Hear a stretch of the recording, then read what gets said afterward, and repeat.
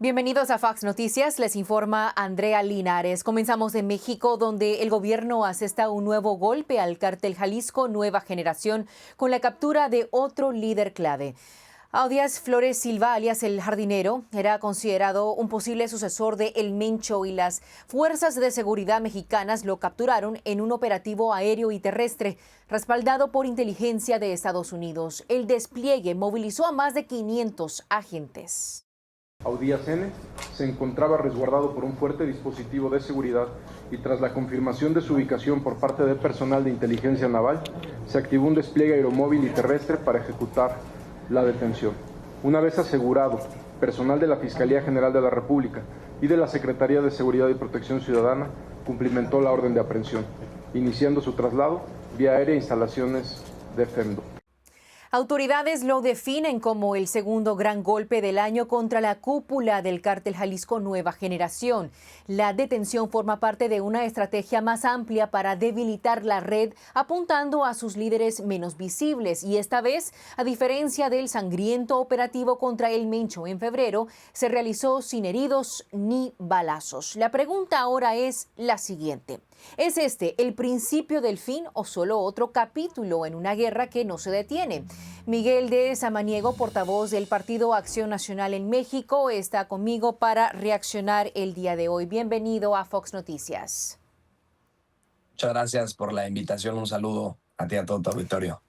Muchísimas gracias. ¿Qué representa este golpe para la estructura operativa del cártel Jalisco Nueva Generación? Es el segundo en 2 meses. A ver, en estricto sentido, sí era uno de los cabecillas del cártel, era uno de los que se decía iba a quedarse con pues ciertas cosas del mando operativo del cártel Jalisco Nueva Generación. Yo aquí sí aplaudo las acciones del gobierno de México, aplaudo la colaboración que se da con instituciones de seguridad del gobierno de Estados Unidos en colaboración para poder detener a estos criminales que tanto daño le hacen a nuestros países, que tanto daño le hacen a nuestra gente. Y bueno, creo que es un golpe sí fuerte, sí contundente, pero no hay que parar ahí. No es el único grupo delictivo, no es la única figura a la que hay que detener y entonces esto no puede parar ahí.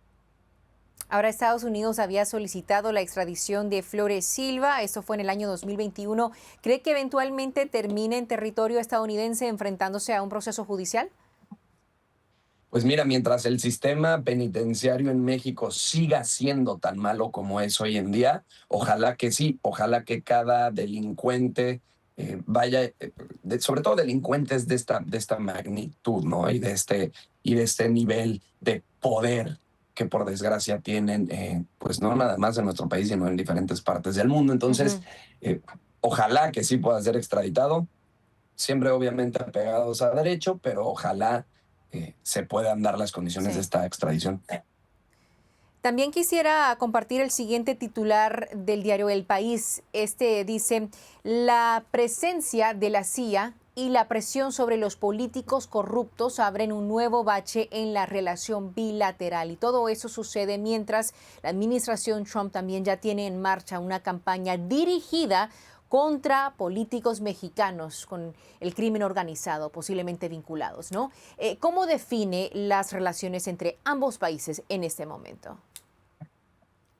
Pues a ver, por supuesto que hay cierta rigidez en la tensión bilateral y es obvio, es notorio. A ver, también mucha gente tenía esta expectativa y es que hay que ser realistas. En México de verdad, y es una pregunta válida que nos hacemos muchos mexicanos, en México de verdad el gobierno de México, el gobierno de Morena, hubiera hecho algo contundente contra el crimen organizado, como los golpes que hoy se están dando contra el cártel Jalisco, por ejemplo, sin la presión de Estados Unidos. Es decir, el gobierno de México, el gobierno de Morena, hubiera hecho algo contra el cártel Jalisco sin la presión del presidente Trump y la presión de los Estados Unidos en ese sentido. Es una pregunta al aire que tenemos y que nos hacemos muchas y muchos mexicanos, muchas y muchas personas. Pero bueno, claro que en estos momentos se viven momentos de tensión, sobre todo por el tema del gobernador de Sinaloa, Rubén Rocha Moya, que fue señalado por la Corte del Distrito Sur de Nueva York en Estados Unidos y que hoy hay una orden de aprehensión girada en su contra. También se ha dicho, y por el amor de Dios lo sabemos, las y los mexicanos, que hay muchos más gobernadores, alcaldes y políticos mexicanos implicados con el crimen organizado. Es gravísimo esto que pasa.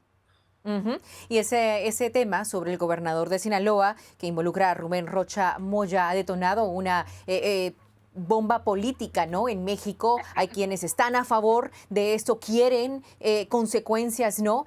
Y hay quienes no, porque dicen, esto es intervención de Estados Unidos. ¿Cuál es tu análisis? ¿Qué mensaje está enviando Estados Unidos con estas acciones? Mira, a mí me parece gravísimo, me parece muy irresponsable por parte del gobierno mexicano el hecho de que, porque las personas pertenezcan a su partido o a su movimiento, decidan defenderlos. En México es notorio cuando un gobernador, cuando un alcalde, cuando un político tiene relaciones y tiene nexos con el crimen organizado. Que de pronto quieran venir a mentirle a la gente que conoce, a la gente que vive en el estado, como en el caso de Rocha Moya, en el estado de Sinaloa, pues me parece brutalmente grave. Todos los delincuentes deben pagar, y más los delincuentes que están en el poder. Es gravísimo esto que pasa en México, no lo podemos permitir y yo creo que, pues ojalá pronto se puedan presentar ante la justicia y puedan rendir cuentas todos estos narcopolíticos que tiene el partido en el poder. Y claramente que la administración Trump está tomando cartas en el asunto. No creo que esto termine acá. Miguel de Samaniego, como siempre, muchísimas gracias por acompañarme. Buen día, cuídese mucho. Gracias a ustedes, buen día. Gracias. Tras el tercer intento de asesinato contra la vida del presidente Donald Trump, la Casa Blanca está culpando a los demócratas y su retórica de odio. Analizamos algunos ejemplos después de esta muy corta pausa.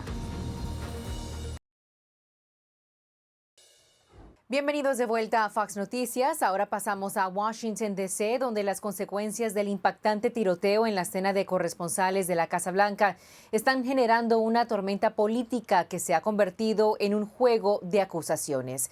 Los republicanos y muchos aliados del presidente Trump culpan a los medios de izquierda y a las figuras políticas por lo que llaman una creciente cultura de hostilidad.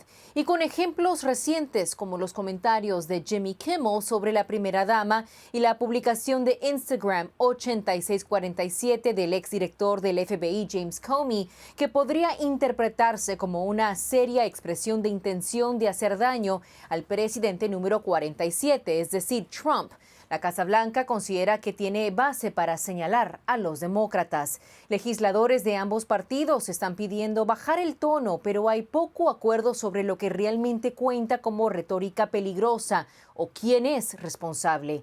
La investigación del tiroteo sigue en curso, pero el cruce político ya está en pleno apogeo, reflejando lo dividido que sigue el país. Y en medio de este debate surgen más ejemplos que avivan la controversia. The former chairman of the Joint Chiefs of Staff, Mark Milley, said, "No one has ever been more dangerous to this country than Donald Trump, and he is a fascist to his core." Do you think Donald Trump is a fascist? Yes, I do. Authoritarian, criminal presidency fueled by corruption and bigotry. We are in an era of maximum warfare. Everywhere, all the time. El fundador y presidente de The Libre Initiative, Daniel Garza, está conmigo ahora para opinar al respecto. Daniel, como siempre, bienvenido a Fox Noticias. Usted recientemente escribió en la plataforma X lo siguiente, lo cito textualmente: ¿cómo es posible que el representante Jeffries no reconozca que está utilizando un lenguaje incendiario? ¿Y por qué los medios de comunicación no denuncian esto como demagogia imprudente? ¿Cuáles serían las razones, Daniel, desde su punto de vista? Bueno, la razón es que es la tercera vez en solo 3 años que intentan asesinar al presidente Trump. Y yo creo que la retórica incitante de oficiales del Partido Demócrata está creando un ambiente, una situación peligrosa, no solamente para el presidente, pero para otros conservadores sabemos que pues acabaron con Charlie Kirk, por ejemplo. Es irresponsable de Hakeem Jeffries, quien estuvo en este evento la semana pasada, parado al lado de un cartel con letras gigantescas, Maximum Warfare, o sea, guerra máxima.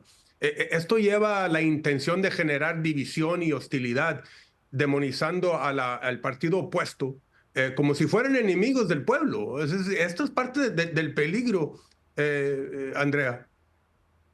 Daniel, ¿hasta qué punto también las redes sociales, las plataformas digitales están amplificando este tipo de discurso que llegan hasta el punto de justificar la violencia política?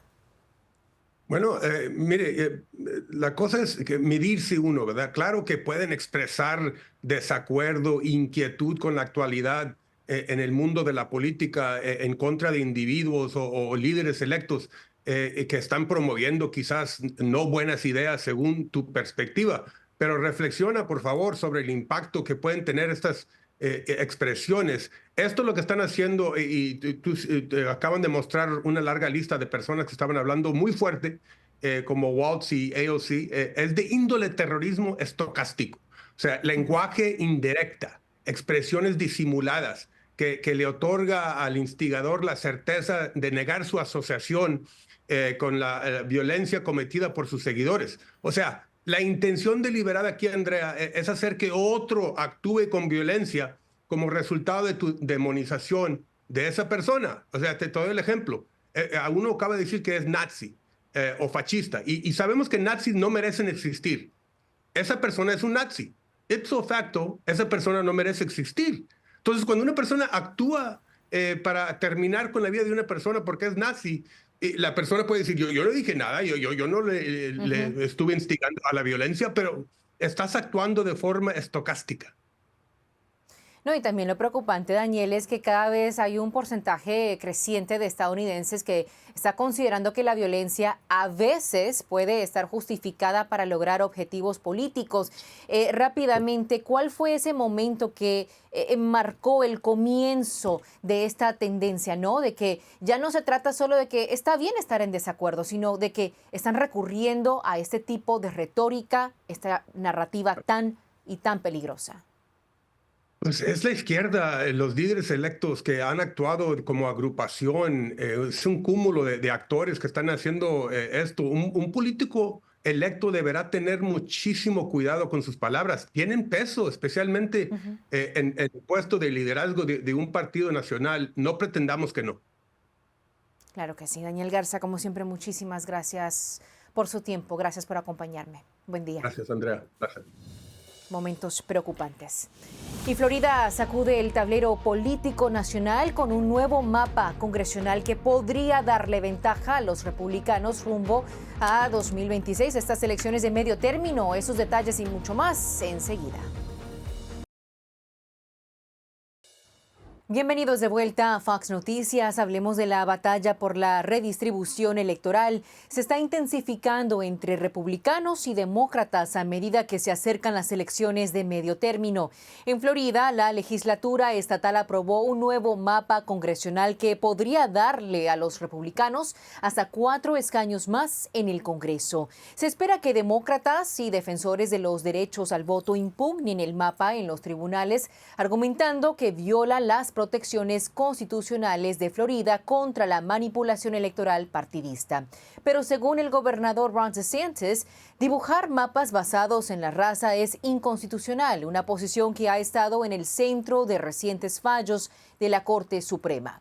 Redibujar mapas a mitad de la década es inusual porque normalmente se hacen después del censo cada 10 años, pero el gobernador DeSantis dice que el impulso era necesario, preparando el escenario para una batalla legal y política. The Florida today is not the same Florida of 2020. We've netted 2 million people. We've had a massive change in demography, and so these lines are compact districts. If you look at the map, it's visually appealing. It's not like the Virginia one, but it does reflect the fact that we have had explosive growth in parts of our state. Emilio González, ex candidato para la alcaldía de la ciudad de Miami, me acompaña como siempre. Bienvenido a Fox Noticias. Buen día. Buenos días, muchas gracias por la invitación. ¿Está el gobernador DeSantis haciendo lo correcto o no y por qué? Y también cree que de alguna manera pueda llegar a ser contraproducente para el Partido Republicano. No, yo creo que el gobernador está muy correcto por dos razones. Primero, que en este momento la configuración de los distritos no tiene ningún sentido común. Son inventos políticos que de verdad no tienen nada que ver con las personas que representan. Y segundo, como acabas de decir, el estado de la Florida ha cambiado demasiado. En 5 años, la Florida hoy en día es el segundo o tercer estado del país y es necesario no tener que esperar otros 5 o 6 años para redibujar este tipo de cosas. Entonces yo creo que él sí tiene la razón y tiene mucho respaldo aquí. Estaremos muy pendientes a esta batalla, ¿no? Ahora, por otra parte, sabemos que la administración Trump amplió las sanciones contra el régimen cubano y sus integrantes. ¿Cuál se espera sea el impacto sobre la isla? ¿Cuál es su análisis de lo que está sucediendo? Bueno, el presidente Trump tiene un gran compromiso con la libertad de Cuba. Está poniendo más sanciones en contra de las personas, las organizaciones, los países, las industrias que estén haciendo negocio, no te voy a decir con el país, sino con la mafia que controla ese país. Y yo creo que mientras hay más presión, hoy en día Cuba no es un país, Cuba es un latifundio, de como pensamos nosotros históricamente. Tienen la Fuerza Armada para subyugar a 10 millones de habitantes, mientras el 0.1% de la población viven como marqueses. Y eso tiene que parar y este presidente está haciendo todo lo posible para agilizar eso. El presidente Trump también amenazó, ¿no?, con enviar el portaaviones Abraham Lincoln a las costas cubanas, y también voy a citar las palabras del presidente Trump. Él dijo que estaremos tomando Cuba casi de inmediato, y comenzaron, ¿no?, muchas especulaciones de lo que podría significar esto. Desde su punto de vista, ¿cuál podría ser el desenlace más probable? Bueno, lo interesante aquí es que todo el mundo sabe lo que sucedió con Nicolás Maduro. Una flotilla de los Estados Unidos apareció en las costas de Venezuela y en pocas horas, ni siquiera días, horas, Maduro fue arrestado. En el caso de Cuba yo creo que será más complicado, pero tener una flotilla con un portaavión patrullando las costas de Cuba, asegurando que no entre nada, yo creo que va a ser tener un impacto significativo dentro de la isla. La cúpula comunista cubana se siente amenazada y debidamente deben de sentirse amenazada porque ya se le acabó el tiempo. ¿Cuál es el mensaje que Estados Unidos les está enviando directamente al régimen cubano con estas acciones? Me imagino que de alguna manera es para traerlos a la mesa también, para poder finalmente negociar algo, porque hasta el momento solo hablan de conversaciones, no negociaciones. Sí, pero acuérdate que los cubanos son expertos en negociar y no ceder nada. Ellos han estado negociando con presidentes de los Estados Unidos desde la época de Eisenhower. El presidente lo que le está haciendo la vida imposible a todos estos mafiosos, a exigirle que deben de dejar el poder, deben de hacer cambios, deben de ceder a un movimiento democrático. Y el mensaje también es para el pueblo de Cuba, que hay esperanza y hay oportunidad y tienen que quedarse ahí y luchar por sus derechos, mientras que nosotros de este lado del agua lo vamos a hacer lo mismo. Emilio, ¿existe el riesgo de que los votantes cubanoamericanos se sientan políticamente abandonados si no llegan a haber cambios significativos en Cuba? Porque en el sur de Florida específicamente, la gran mayoría de cubanos, cubanoamericanos, sí están a favor de una intervención militar en la isla. Mira, el votante cubanoamericano en la Florida confía mucho en el liderazgo, no solo del presidente Trump, pero del secretario de Estado Marco Rubio. No confían nada en el liderazgo de Cuba porque, reitero, que es una mafia. Ahora, en términos políticos todavía falta mucho, y yo creo que el votante cubano-americano se va a dar cuenta que, aparte del tema de Cuba, existen muchos otros temas económicos, internacionales, sociales. Entonces yo creo que el votante cubano-americano, que es sobrio, va a darse cuenta de que el otro partido no ofrece nada. Inclusive el otro partido lo único que ofrece es más miseria, porque van a ayudar a Cuba a continuar esa dictadura. ¿Es la única respuesta acá una intervención militar? No, no creo que sí, pero yo creo que la presión puede ser de tal magnitud que o los mismos dirigentes de Cuba cambian el poder o el pueblo se va a sublevar, porque llega un momento que si no tienes comida, no tienes agua, no tienes electricidad, no tienes sanidad, no tienes nada que perder. Y ahí la gente va a decir, basta ya, necesitamos una democracia de inmediato. Estaremos muy pendientes al desarrollo de esta noticia como siempre. Emilio González, muchísimas gracias por acompañarme. Buen día. Muchas gracias. Y ahora regresamos con más de Fox Noticias.